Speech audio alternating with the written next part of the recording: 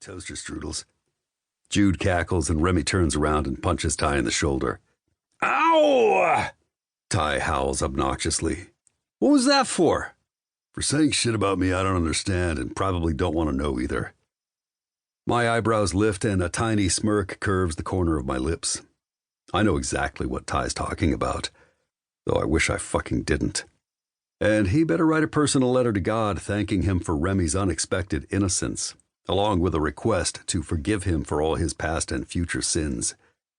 I guarantee if Remy knew what Ty was really talking about, I'd be making an unscheduled trip to the hospital. I don't know what it is about Ty and alcohol, but mix the two together, and you get one of the most inappropriate men on the planet. It's almost like a disease.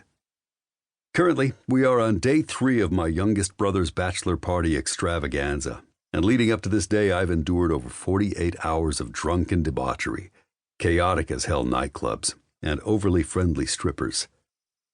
Don't get me wrong, I'm more than happy to celebrate Jude. I just wish I didn't have to be surrounded by the obnoxious Vegas party scene in order to do it. Personally, I prefer quiet surroundings, relaxed vibes, sober people. And while I'm probably in the minority when it comes to most men, going to strip clubs has never been my thing. Of course, I can appreciate the beauty that is the female form. I just prefer to enjoy it when it's a consensual situation devoid of money and tips and fucking lap dances to songs that help make Magic Mike a box office hit. This is exactly why Ty shouldn't have been in charge of planning this weekend. Hindsight is a real bitch, isn't it? You'd think, since all 4 of us Winslow brothers are over the age of 30-5, a trip to Vegas wouldn't be a shit show. But yeah, it's been the very definition of that. After 2 days of subjecting myself to my brother's shenanigans, I honestly can't believe I showed up to the 3rd. If I'd been smart, I would have taken off on my motorcycle and left them to their own messes without looking back. Hell, I might be based in New York like the rest of my brothers and baby sister Winnie, but I have a house that's about 20 minutes outside of the Strip. I could have easily sequestered myself away from their antics for a few hours to get some sanity. But no, here I am, subjecting myself to the circus.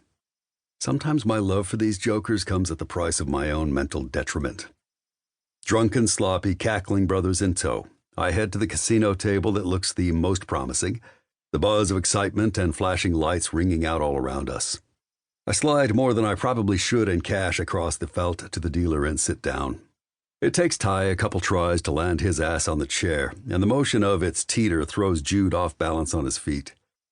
Overwhelmed by dizziness, he finally removes his blindfold and tucks it into the back pocket of his jeans. I snort and shake my head as they sit next to me and start digging in their pockets for money to make bets of their own. Unfortunately for them, I emptied their pockets right after I watched them take tequila shot number 3 at 11 in the damn morning, knowing just how far down the gutter their ability to make sound decisions would go as the day progressed. Damn, Ty huffs, turning his pockets inside out and picking at the thin white material. I could have swore I had some more chips in here. I flash the dealer a look that conveys, please ignore them, and his eyebrows rise only slightly as he takes my money and stacks up chips on my behalf. Jude immediately reaches over for some of my stack, and I slap his hand like a mom who's just taken the turkey from the oven on Thanksgiving. Remy laughs. Oh, denied. I clear my throat, and the 3 of them straighten in their seats mockingly. I think Finn wants us to behave, fellas, Jude says in his normal jovial voice. Despite their teasing, I can't help but kick up one corner of my mouth as I watch them all comply. Carefully, I flick a $500 chip at each of them. Jude and Remy practically fall on the table to claim theirs, tapping the felt to get the dealer to count them in.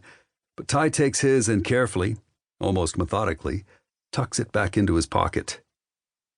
Not playing Ty? I ask slowly, almost like a parent would to a toddler. It's really the only way to handle people when they're this drunk. Nope, I'm saving it for something special. I nod. Fine by me. With the group finally settled, the dealer starts flinging cards. I'm not much for gambling, not much for taking unnecessary risks that aren't in my favor. But given a weekend of choosing between hanging out in clubs or playing cards, I'll pick blackjack every time. I know the game, know the strategy, and I have a 99% lower chance of being grazed by an unknown dirty cooch. It also means my brothers...